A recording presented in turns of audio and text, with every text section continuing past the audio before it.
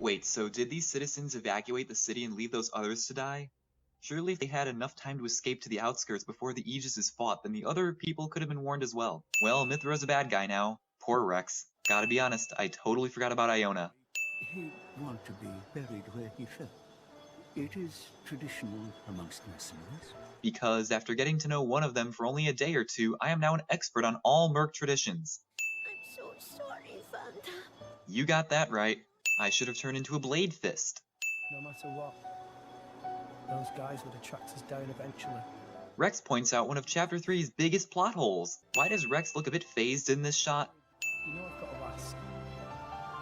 That thing that happened yesterday. Did he immediately forget who Mithra was? Why am I not surprised? I think you owe us an explanation. It was pretty crazy. More like pretty awesome.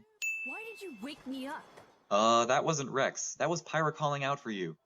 If you hadn't been so useless, none of this would have happened.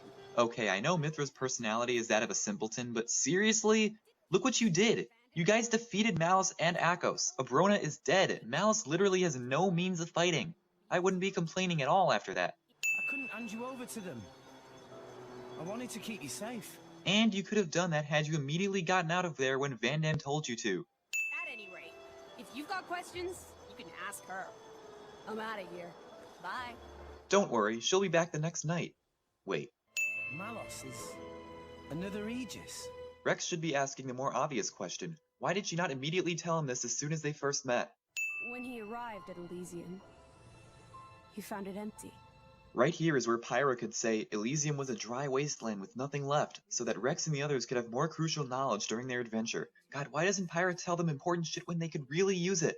And I guess Amalthus is just dumb and didn't find the architect while looking around there either when he easily should have. I fought with all my might, and succeeded in defeating Malos. Obviously not. Adam, in Pyra's sleeping body, inside a great ship. I'm still amazed they found that thing. We'd go home to the real Elysium. And then, we would fulfill our real purpose. I won't tell you that real purpose yet because I've kept crucial information from you and will continue to do so. Also, suicidal thoughts. Make a girl smile, you pass the trial.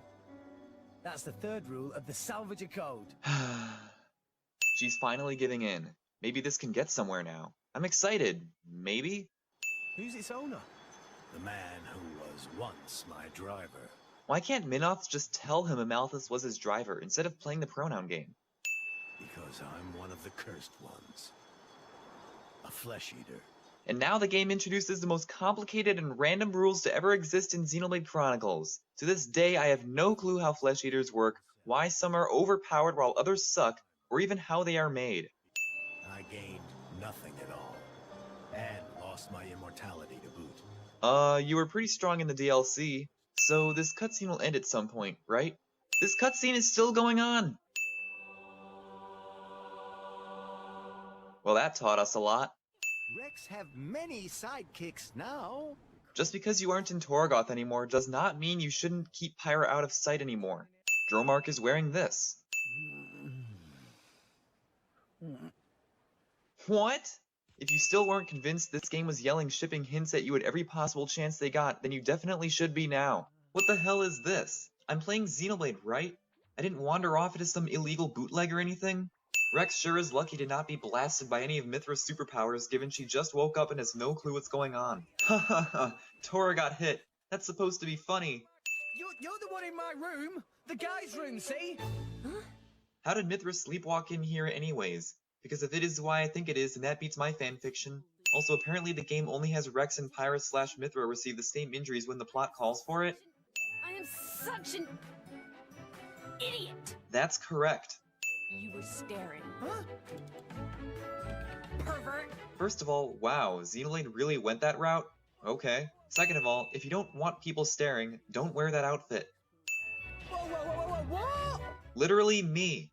Would you care to explain what that is supposed to mean, my good sir? Have you looked in a mirror recently? Can someone tell me what Dromark means here? Well, that's gonna be awkward now. Whenever Mithra has to be in battle with Rex, they'll have that in the back of their minds, at least for quite a while.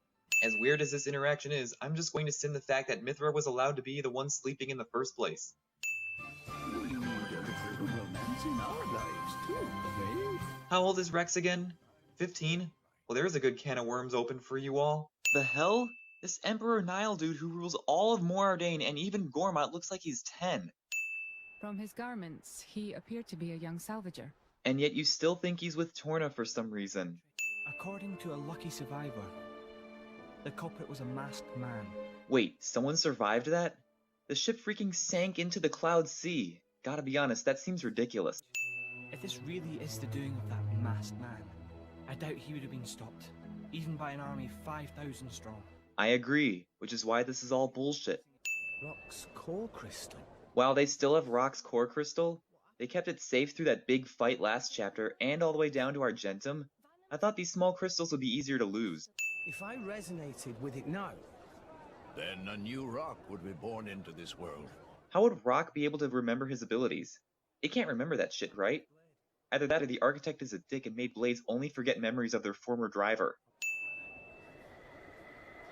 Really? Also, since lots of people are after Pyra now that they know she's awakened, they probably shouldn't be standing around in the middle of Argentum with her out there. Just saying. I refuse to believe that this kid has gone unnoticed in this bustling trade center. I guess Morardain monitoring which ships come and go from Torgoth was a very temporary thing? let's surround them so he can't run. I don't know, they'll probably warp past you just like before.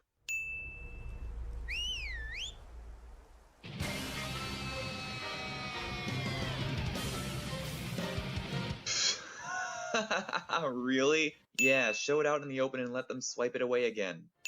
Oh, Reese, it's awful. Those scum are gonna... Who are they? How did you not notice these guys before you noticed Reese? How are the bandits planning on getting through this thing? They don't have a rock to blow it away. This stuff? Of course. Nothing simpler. From what I know about Blades, this should be the first time you'd remember doing this. It's thanks to Van Damme that we're all standing here now. Actually, no. You decided to stick around and ruin Vandam's last stand to buy time for you to escape, and that forced Mithra's hand, so you should be crediting her. Leaving them to the authorities. A wise decision. I suppose we should probably leave then. They're only going to be level 8 or something. Why are you scared of them? Did the last nearly 20 minutes really have to exist at all? Legend has it that even today, the faint echoes of "Think You Can Take Me" emanate from this place. Also, come on, I was enjoying the tranquil atmospheres of basically all of Xenoblade 1's first half, as well as Gormat and Araya. Now I'm shown this rugged industrial place, I have to give a sin. Also, Sword Valley is better.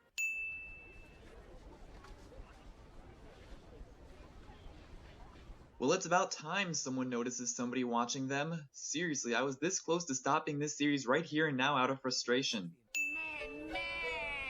Is that you there, Tora? And I thought Papunin had the worst voice ever. Maybe not very interesting, so Tora forgot he exists. Never mind, they're still clueless as hell. Hey, Pyra. Come on in, the water's great. Wait, Mithra? I will conquer this hot spring. Nice bod you've got there. You don't need to remind us. So wait, the towel still fits just fine when Mithra switches over? Or does what they wear vanish along with them until they put on their typical Blade clothes? God, I'm so confused now. Must PG-13 theme. Nia, are Well, yeah. Do you want us to keep this quiet? Oh, so this whole scene was just a bit of teasing for Blade Nia. Okay, still a sin. Can you just switch whenever? With Pyra? Of course. So whenever Mithra's yelling at Rex, why doesn't Pyra switch immediately before things get way too awkward like it already has multiple times before? Oh, I was just surprised to see you. Rex is definitely still remembering the Argentum Inn incident. What's that smile for? Guys, there's a mechanical blade running around rooftops. Go stop that thing now. Any reason why Lila is cloaked right now? Any reason at all? We interrupt Xenoblade 2 to give you the entire gimmick of the Terminator in a nutshell. Okay, first off, where'd that cloak go? Second off, why did the moon start suddenly shining bright enough now to illuminate Lila? Wow, he's still going at it. I'm seriously amazed. What the heck? How does Tora not remember the obvious clothes and color of Mui Mui here? Also, why kill one of them and take the other hostage, as opposed to just taking both? Especially when considering the guy you killed was the one who could fully activate these things.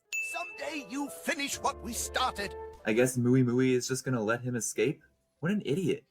Unfortunately, they cannot tell difference between Lila and Poppy. And they never bother wondering how they could possibly be that dumb. Also, turn down the background music. I know. I won't use that power, okay? Let's stick to foresight for this. If you really need to attack, I'll hand it over to Pyra. Thanks. Only now do they come up with a solid plan to keep on fighting while not risking more dead continents. Only now!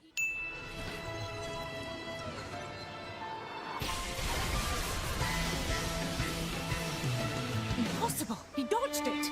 He didn't even move! These not the ones who infiltrate the facility and attack your soldiers. I still don't like this guy's accent. I had a feeling we were being watched since our arrival. Would have been nice if you had told somebody, though. Master Bon, have some self-respect. She told you. The culprit who fled the scene. Might I ask what manner of connection you have with them?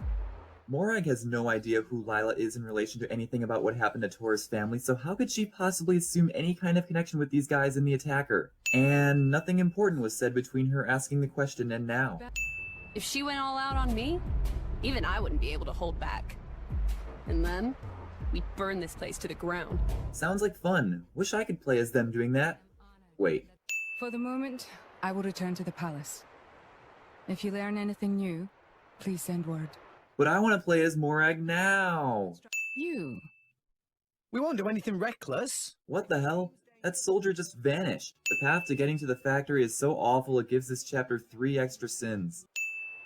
So we meet again, Aegis. But this time round, we meet on good old terra firma. So does Pandoria naturally mimic all of Zeke's movements, or did they just plan this out several times in advance? He definitely isn't wearing it because he didn't have the gold for a second contact lens. Pandoria demonstrates potential for cinema sins. What? You've got a lot of nerve, you one-eyed monster. They know what they did. Shut up! What? And he flat out missed again. Ah, I see Zeke and Pandoria went to the Prometheus School of Running Away from Things. It looks like Team Rocket is blasting off again. Also, if Zeke could somehow teach this ultimate survivability trick to Rex and Co., then there would not be any conflict in this game whatsoever. How did nobody from Morardain stumble upon this massive operating factory for the past 30 years? I mean, if Bana and Mui Mui can get past those level 80 snakes, then anyone can. Also, we interrupt Xenoblade 2 to bring you Attack of the Clones. Central Factory is better. Nobody notices this large group eavesdropping within earshot here. If productions get more slow, maybe you ready for sleep time with fishes. Good job animating the Tyrkin's mouth. Seriously, bravo. Wonderful! They come here for you? You have good friends! I'm almost certain that this is just Uman's voice actor saying similar things to what he said earlier at Gorma. Mui Mui give you information on purpose to lure you to factory. Okay, why couldn't he just tell them straight up to come to the factory? He could have still done it inconspicuously. We didn't need to do any of this detective work running all over the place. God, this is the second time this game pulls this shit off, and we're only in chapter 4. How can you be so strong? Does he not notice the Aegis right there or something? Even I could never make such incredible furnace as my own Dadapon. More reason to not instantly kill Susu.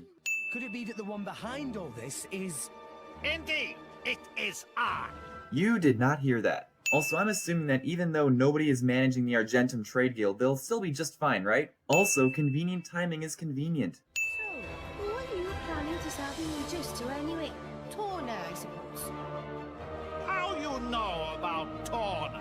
Even though Bana tells them this, they will completely forget about it in the next scene. Poppy's Master Plan told Poppy not to lose. So Poppy will win. Very simple logic. wait! Dude, Tadazo was all for destroying Lila before this battle began. If you ask me, I think he has the comprehension error. Lila! Lila is all I have! Only reminder of Dada Pomsusu! And Tora isn't? Professor Tadazo. How was Lila able to do that? Didn't they program Lila to not listen to Tadazo anymore? What happened to activation of Rosa? Why didn't you activate Rosa in the first place? Rosa! What the fuck? This is too ridiculous for words. I'm 100% with Rex on this one. Allow me. I shall serve as a decoy. And then... No! Poppy will take care of that. You also did not hear that. Use the flames of Lila's life to save them. Game tries to make us think Lila is dead even though we know she isn't dead. I like how Tora just looks at the camera proudly during this whole thing like they've practiced this. What the actual hell is this? It takes a good long while for Poppy to activate QT mode, but every other time she does it, it takes like 1 to 2 seconds tops. Also, Poppy QT isn't even that much stronger than the original, even though she is made out to be a whole lot better. Or am I just crap at Poppy Swap? But that would mean financial disaster! The merchant of the Argentum trade guild, who already has lots of money, thinks that this will cause him to lose all of his money. Shouldn't we be seeing Petroka and Mikhail down that hallway right about now?